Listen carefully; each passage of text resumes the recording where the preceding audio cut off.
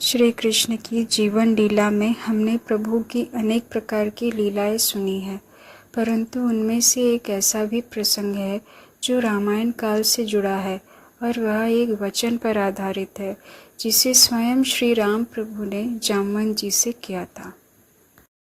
महाबली जामवंत का शुमार उन गिने चुने पौराणिक पात्रों में होता है जो त्रेता युग के रामायण काल में भी उपस्थित थे और द्वापर युग के महाभारत काल में भी। रामायण काल में जहाँ वो विष्णु भगवान के अवतार श्री कृष्ण से युद्ध लड़ा था, लेकिन आखिर उन्होंने ऐसा क्यों किया, इसके जवाब जानने के लिए पढ़ते हैं पुराणों में वर्णित एक रोचक कथा। पौराणिक कथाओं के अनुसार एक बार सत्यजित ने भगवान सूर्य की उपासना की, जिससे प्रसन्न होकर उन्होंने अपनी सैमांतक नाम की एक मणि उसे दे दी। एक दिन जब श्री कृष्ण अपने साथियों सहित चौसर खेल रहे थे तो सत्यजित सैमांतक मणि मस्तक पर धारण किए उनसे भेंट करने के लिए पहुंचा। उस मणि को देखकर श्री कृष्ण ने सत्यजित से कहा कि तुम्हारे मस्तक पर जो ये अलौकिक मणि है, इसका वास्तविक अधिकारी तो राजा होता है, इसीलिए तुम इस मणि को हमारे राजा उग्रसेन को दे दो। यह बात सुनकर सत्यजित बिना कुछ बोले ही वहाँ से उठकर चले गए। सत्यजित ने सैमांतक मणि को अपने घर के मंदिर पर स्थापित कर दिया। वह मणि रोजाना 8 बार सोना देती थी। जिस स्थान में वह मणि होती थी वहाँ के सारे कष्ट स्वयं ही दूर हो जाते थे। एक दिन सत्यजित का भाई प्रसेनजित उस मणि को पहनकर घोड़े पर सवार हो आखेट के लिए गया।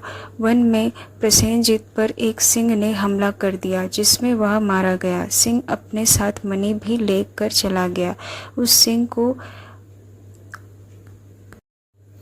ऋक्षराज जामवंत ने मार कर मणि प्राप्त कर ली और अपनी गुफा में चले गए। जामवंत ने मणि को अपनी बालिका को दे दिया। उसे खिलौना समझ उसे खेलने लग गए। जब प्रसेनजीत लौट कर नहीं आया तो सत्यजित ने समझा कि उसके भाई को कृष्ण ने मारकर मणि छीन ली है। कृष्ण जी पर चोरी के संदेह की बात पूरे द्वारकापुरी में फैल गई। अपने ऊपर लगे कलंक को धोने के लिए वे नगर के प्रमुख यादवों के साथ रथ पर सवार हो सैमांतक मणि की खोज में निकले। वन में उन्होंने घोड़ा सहित प्रसेनजीत को मरा हुआ देखा, पर मणि का कहीं पता नहीं चला। वह निकट ही सिंह के पंजों के चिन्ह थे। सिंह के पद चिन्हों के सहारे आगे बढ़ने पर उन्हें मरे हुए सिंह का शरीर मिला।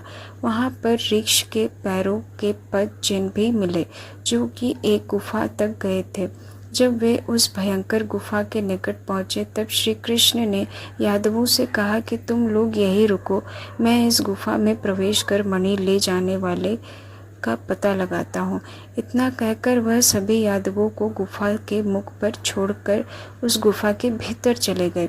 वहाँ जाकर उन्होंने देखा कि वह मणि एक वृक्ष के बालिका के पास है, जो उसे हाथ में लिए खेल रही थी। श्री कृष्ण ने उस मणि को उठा लिया। यह देखकर जामवंत अत्यंत क्रोधित होकर श्री कृष्ण को मारने के लिए झपटे।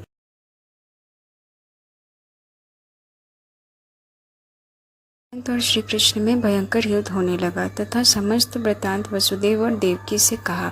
वसुदेव और देवकी व्याकुल होकर महामाया दुर्गा की उपासना करने लगे।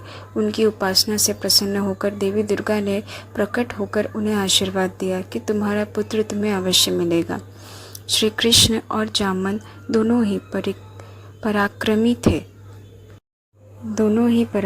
थे। युद्ध करते हुए गुफा में 28 दिन बीत गए।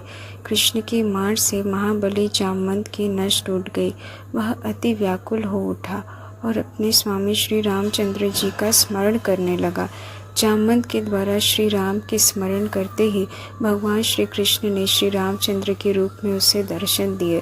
जामवंत उनके चरणों में गिर गया और बोला, हे भगवान, अब मैंने जाना कि आपने यदुवंश में अवतार लिया है।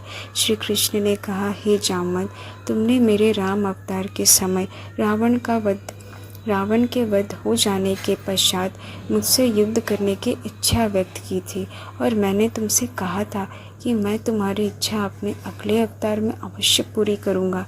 अपना वचन सत्य सिद्ध करने के लिए ही मैंने तुमसे यह युद्ध किया है। जामवंत ने भगवान श्री कृष्ण की अनेक प्रकार से स्तुति की और अपनी कन्या जामवंती का विवाह उनसे कर दिया। कृष्ण जामवंती को साथ लेकर द्वारिकापुरी पहुँचे।